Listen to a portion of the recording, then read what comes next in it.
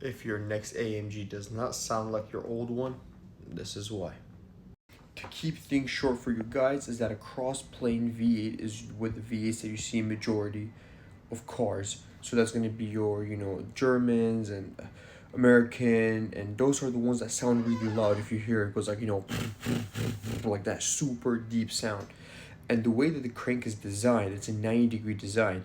The way the pistons move, the firing weight, it creates this sort of pattern that when it leaves the exhaust, that's the sound it makes.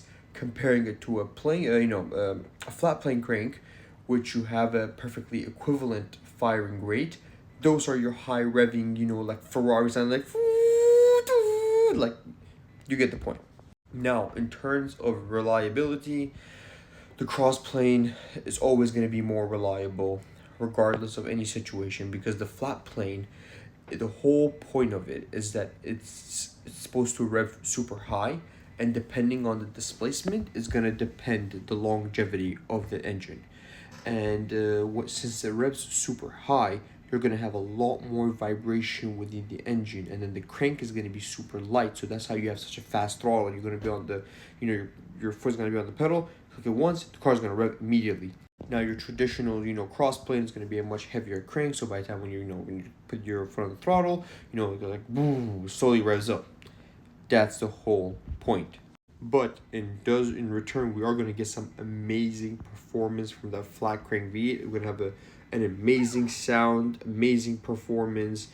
It's going to be super sensitive on maintenance, that's for sure.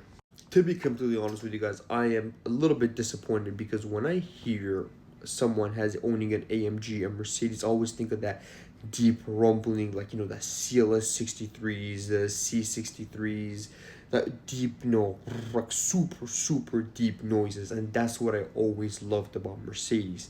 Now I hope they could only put this within their more like super cars, like their AMG GT Black series and stuff, but I highly doubt it. I think their whole point is to completely swap out that, or the M177 design, and have this new flat plane crank design. So let me know what you guys think in the comment section though, be honest.